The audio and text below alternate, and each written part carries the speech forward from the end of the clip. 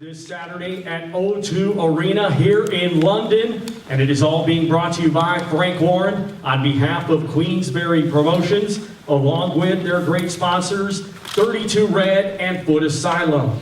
Well, if you can't join us at the arena, it will be televised at 7:30 p.m. local time on BT Sport and in the United States on ESPN+.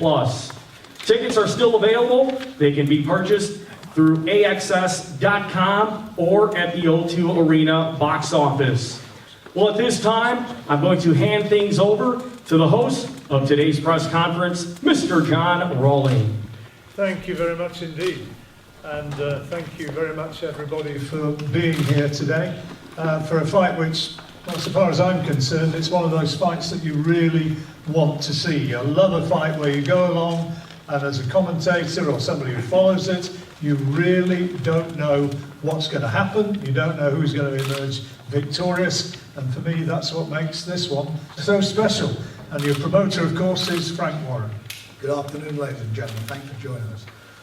It is a special fight. You know, it's two young gladiators, two of the best young prospects in the world, and they're lacing them up on Saturday. One's 11-0, 10 knockouts, and the other one's 16-0 with 11 knockouts. So they're both good punchers, they're both good boxers, and I think we're going to see something special. I've read a lot about the styles of the fighters and so forth, but I think the styles in this fight will make it a great fight for the fans. It's one which stands comparison with some of the terrific heavyweight battles of the past as well, and it has all the making of one which I think in years to come we could very well be looking back at and saying this was a very special night. We can. I mean, there's no doubt about it. I think the winner will go on in the next 12 months and probably have another 4 or 5 fights and probably put himself in a position of being a mandatory challenger for one of the belts. So there's a lot at stake here for the winner.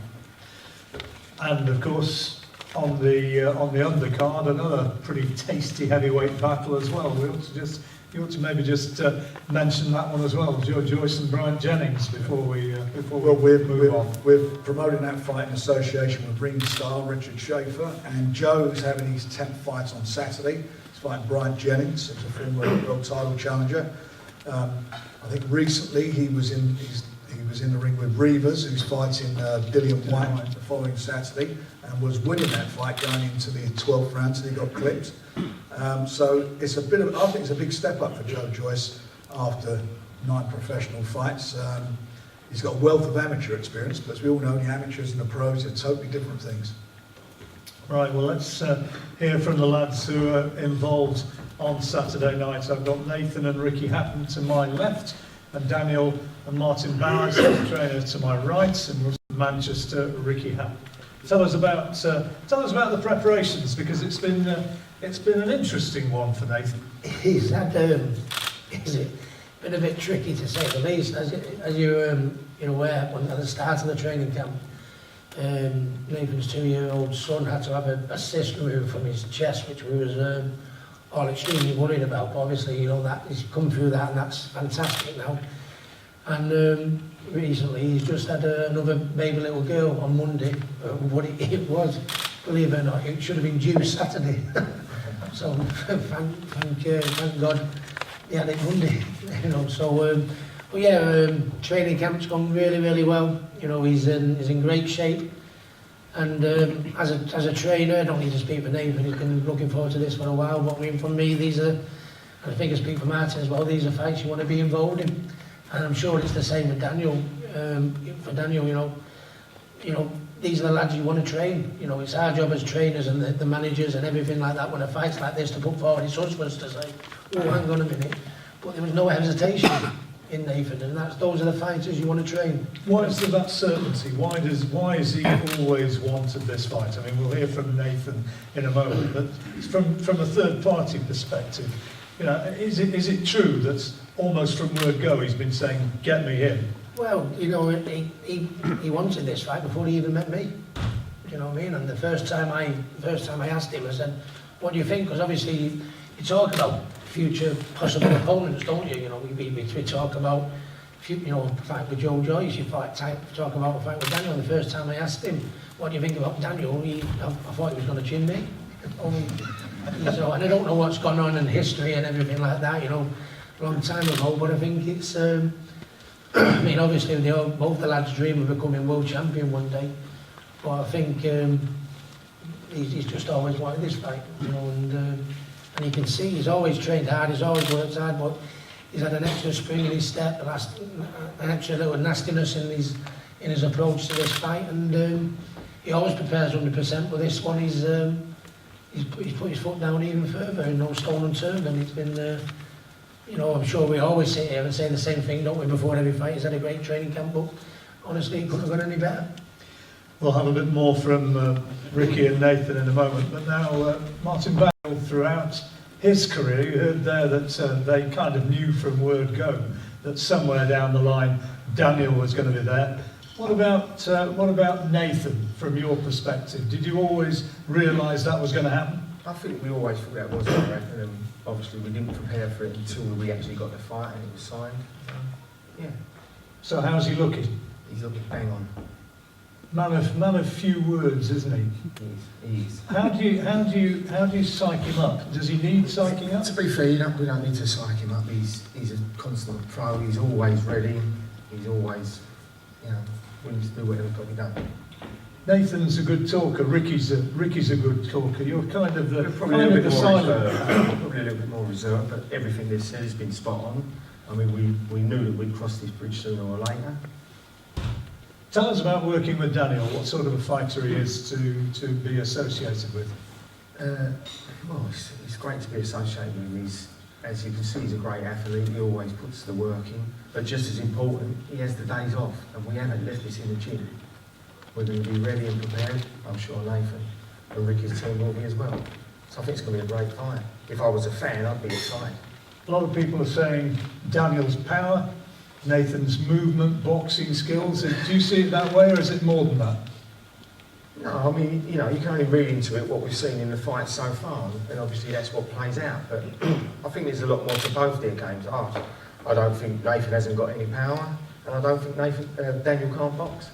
So I think it's going to be very interesting. I mean, I'd be glued to the telly. Or buying a ticket to be there. Or buying a ticket. Ricky's alluded to the fact that things might have gone on in the past and that they're not exactly bosom buddies. What do you reckon as far as Daniel's concerned? To be fair, we've never ever spoken of that, so... Literally? No. We're focusing on one thing, going forward. That's it. As a professional in your gym, what's the guy's work ethic like? How does he apply himself to the skills that you're trying to put into him? Well, he's very diligent. I think like most professional fighters, they actually all put the work in. I'm not going to say he works harder than anybody else, but he's always on time. Does everything you ask. And so far as you as a trainer is concerned, some people have already said to me, they've said it to me here today, is it going to be a factor that somebody who's been there and done it at the highest level as a fighter, as Ricky has, is that going to play out to Nathan's advantage? No, I don't believe so. I think Ricky's not in the ring, with all due respect to Ricky, who I've watched and loved his career and enjoyed it. This is two different boys. They're on two different missions. And you've been associated with some decent fighters yourself. Well, luckily enough I have, but this is a different time, it's a different fight. I think we've got two really good athletes who are going to go for it. And I think it's a credit to British boxing, but more so I think it's a credit to the two boys. And I think whoever does win will be a champion. Frank, and again, I don't think the one who loses won't be a champion. Before we hear from the two fighters, I mean, these are two guys as trainers who've done terrific work with these lads. Well, they had, their resumes speak for themselves. They are respectively two excellent trainers, and you, as a promoter, they're the sort of guys you want fighters to be with because they know what they're doing and they're resolute. Having said that, come Saturday night, they'll both be stepping down, and these two guys are going to be in the ring. It's going to be about them two. All the preparation's done now. They've done all their sparring, they've done all their hard work. All the stuff that happens as amateurs, it's all irrelevant because this is professional. This is on Saturday night. this is these two just face off, and I'm thinking you'll see something special. You only got to look at them. Look, you know, they're in magnificent shape. They're both, you know, mentally are there. They're different type of characters. You know, Daniel's more introvert than Nathan is. But at the end of the day, it's, as I say, it's all on Saturday night. All goes out the window. Everything goes out the window. Once that first bell goes, it's going to be who can stick to their game plan. They both got I'm sure they both see weaknesses in each other, but who can stick to that game plan? Who can be the most resolute, and whose style is going to eventually win the fight for him? And I read a lot into it, where they talk about, you know, Nathan's a good boxer. He is a good boxer. He's a good puncher as well. He's a good puncher, very good puncher, and he's got great lateral movement. And I look at Daniel, who's you know, obviously you look at his resume again. He's a big puncher, but he can box. He's got a great jab, throws great, nice long shots. So this is going to be something. I really do feel this is going to be a special night for British heavyweight boxing or British boxing. It's going to be something great. Well, let's hear from the two lads, and maybe arrival of little daughter and baby number 2. Yeah, thank you, John. Yeah, she's a little bundle of joy. You know, thankfully I was here to see her, you know, born.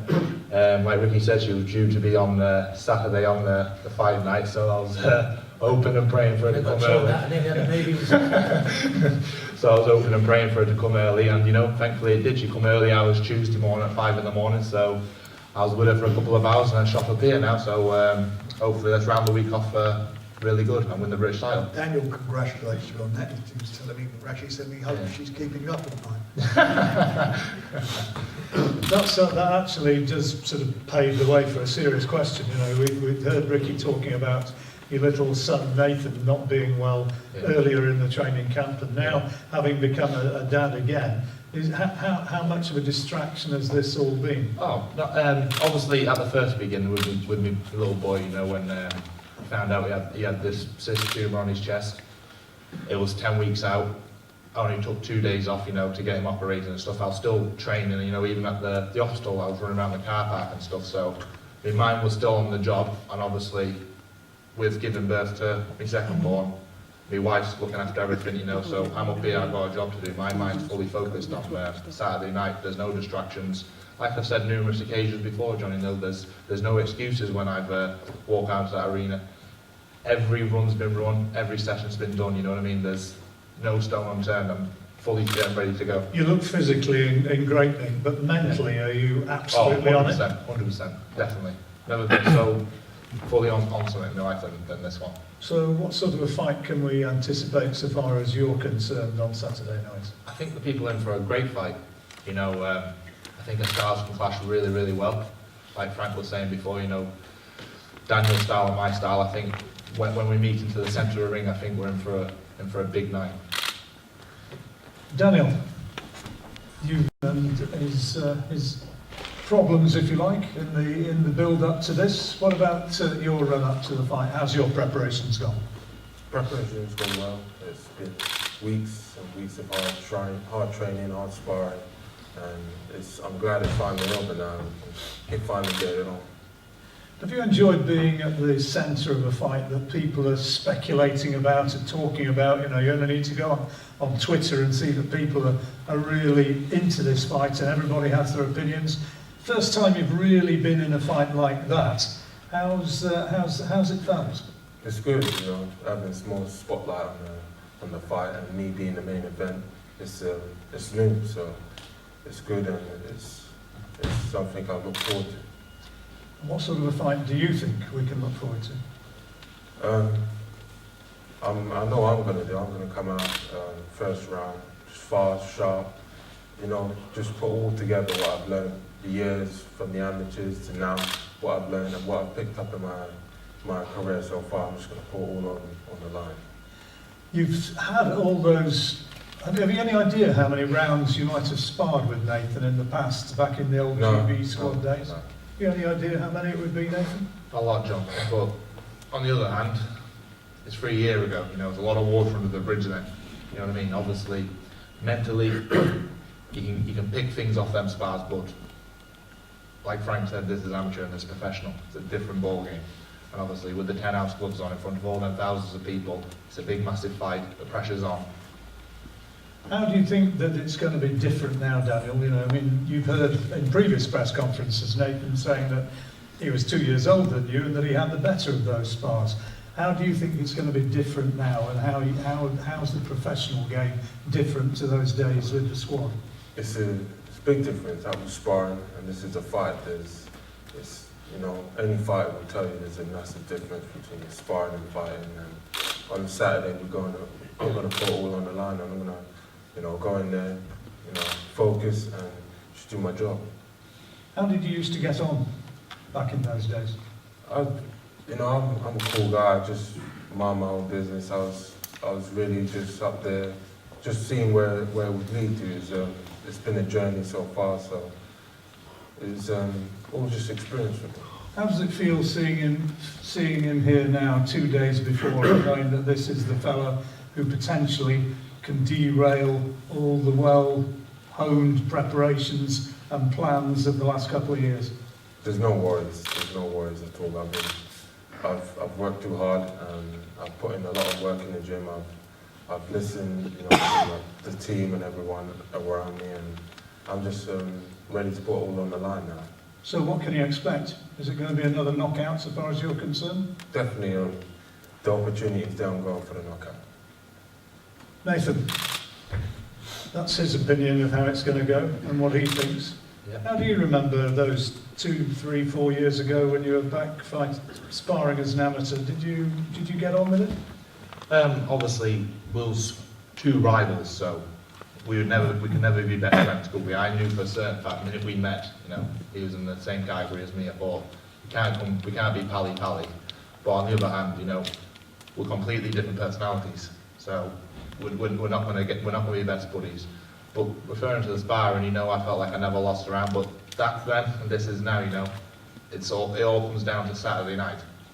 So Saturday night then, you heard his opinion of what he reckons is going to happen. I mean, this is, you'll be seeing him at the weigh-in tomorrow, but 2 days away, what can Daniel anticipate from you? Whatever he's got, John, to be honest with you, you know, we got the answer for. I've been through hell and back in training camp. I put everything what I've done, you know, has been perfect. So whatever he's got, you know, I've got the answer for on my behalf. The knockout's there. I'm also going to go for it. If it goes 12 rounds, I'm more than fit enough to do 12 rounds. You know, I can box at a high pace, low pace, whatever pace he wants to go at. You know, I'm fully prepared and ready to do the job on Saturday. Ricky, is it the old boxing adage of, you know, movement, hit and don't be hit, so far as Nathan's concerned? A little bit. I think, you know, it's seen, as we mentioned earlier, you know, probably the fighter versus the boxer type thing. But you know, he's a Gorman. In the genes, he can fight, and he, you know, when someone makes him fight, that's when he does. You know, a couple of times, you know, where he's been winning easy enough on points against people that are looking to survive. But once anyone's put it on him, whether it be sparring or fighting, he's not found wanting, and he's going to have to do that on. You know, he's going to have to do that on. I mean, we're preparing for the toughest fight of our life. You know, goes without saying. We say it's the boxer versus the fighter, but I mean, Daniel's obviously got boxing ability. He was in the GB squad. You know, you don't get in the GB squad if you haven't got boxing ability. So we're not stupid, just like, you know, the opposition are. You know, we know it's going to be a very tough fight. But I mean, you know, all me when I was a fighter, you know, I never opened my mouth to sell tickets. I never said anything disrespectful to the opposition. I never said anything in order to worry the opposition. You know what I mean? I've said it straight as it is, and you know, nothing's changed as a trainer. I just stay honest, and it's not being disrespectful or anything like that. I think he's the winner. And I don't talk rubbish, you know, and never have done. We've seen film which has been released of you training Nathan and Tyson Fury being there at ringside, shouting encouragement and giving some tips. How important, you know, I mean, probably a question for both of you, how important has Tyson's influence been in moving towards this night? I think it's been fantastic having him in my gym, and you know they're related, Nathan and Tyson, and it's fantastic to have someone like Tyson in the gym, you know, to see him how he performs in training and to talk and to pick each other's brains, you know, that goes without saying, you know. I mean, it's a great gym to be in. I think, you know, when you're training around quality fighters, I remember when I first turned professional in my gym, there was Carl Thompson, Ansley Bingham, Steve Foster, Paul Burke, Andy Holligan, you know, just to name a few. And just being around them every day, it raises your, you know, a game, you know. But soon, you know, the top and bottom of it, we can talk about the advice and the preparation that he's had and everything like that. You know, it's, you know, Tyson won't get in the ring with him, I won't get in the ring with him, you know, all them fighters, great fighters he's working with in the gym. Joe Saunders has been in our gym. All of us jump out, and then it's left with him and Daniel, and it's up to him, you know, to take the information that we've given him and put it to practice. Martin, tell us about some of the people who Daniel's had around in the run-up to this in your gym. You know, I mean, a lot made of Tyson Fury. What about influences on Daniel? Influences on Daniel. Obviously, we had Frank Bruno come to the gym, but I don't think, as Ricky said, I don't think that's going to make any difference on the night. They're going to do it. Yeah, Dennis has been there and all, but I don't think that's going to make any difference. He's took the information on board. He's worked very hard. That's it. We're ready and prepared. He's ready and prepared. It's going to come down to Nathan and Daniel. Daniel, tell us. And I believe we've got the man. Tell us just a little bit about what, you know, when Frank came down to the gym and was with you, and Frank telling me that Lennox Lewis has been in touch as well. Tell me a little bit about what they've had to say. Well, Frank, he came down, he gave me a few tips, and I'm not going to go into it, but, you know, he came down and it was good seeing a guy that's been there and done it, and, you know, he's had the wars, and he's a gladiator, to say, and, you know, it was good having him around, going on the pads and having him move around and stuff like that, and, you know, obviously Lennox as well. It's no big deal, you know, coming down to it, it's all down to me. I'm the one that's going to be in the ring, and, you know, putting on the gloves and going out there and winning the fight, so it's all on me. How much do you admire those two guys and see them as sort of role models, people that you'd aspire to be in the future? Looking, you know, I always look back on them two careers. Had a big influence on my dad as well, and I always look back on them, and I'm always reminded about them, so it's constantly in my mind. It's funny, they both come from fighting families. You know, you think of his sister and brothers. Yeah. Same with Nathan, they got boxing in their blood. That's what they are. They're true fighters. It's going to be a special one, and I don't think that we're going to hear too much bad-mouthing from the two lads about... As much as you try, it's not going to happen. You know, they've got respect for each other. You don't have to throw tables over and jump about to create a good fight. These guys are good fighters. They don't need to sell themselves. And you're going to see something special on Saturday. So be there, watch it. Don't blink, because I think you're going to see some serious fireworks. Yeah, watch it on BT Sport if you can't buy a ticket and be there. Let's just open it up to the head-to-heads. Shout about it, please. Anybody? Daniel, who have you been sparring with? I've done a few rounds with Martin McCauley. I hired him for about 2 weeks, and just amateurs and a few amateurs come in, a few amateur heavyweights, and also Lawrence Sokolli. So I've had good sparring. Daniel, why do you claim Nathan Gorman would be the easiest fight of your career? I'll show you on the night. Nathan, what do you make of players Daniel saying he'll be the easiest fight of his career? Yeah, time will tell, won't it? We'll find out. We've got 2 more sleeps. Time will tell exactly. Do you think you'll ever be friends? You see so many boxers after they fought become friends after. Look at H is all in there. Yeah. What about you guys? You don't know in boxing, do you? Never say never, but at this moment in time, I'm sure you will agree, we want to kill each other. So, never say never, but time will tell. Not quite. But listen, it's such a great fight, a rematch, who knows what's going to happen? A trilogy, who knows what's going to happen? One thing for certain, the respect will be there. Yeah, it's always the case when you share the ring. They're respectful. That's what it's all about. Proper good guy. And it's not the end of the world for the loser.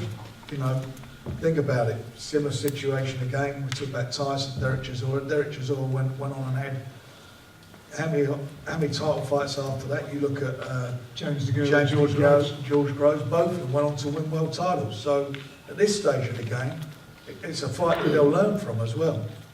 And they're young men and the loser can come again. Any more? We all done? Right, we'll do some face-to-face.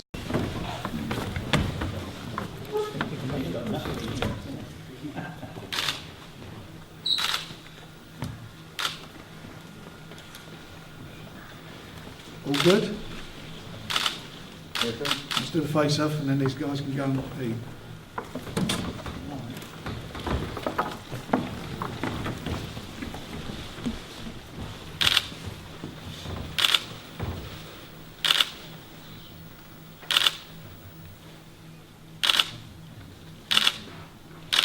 You good?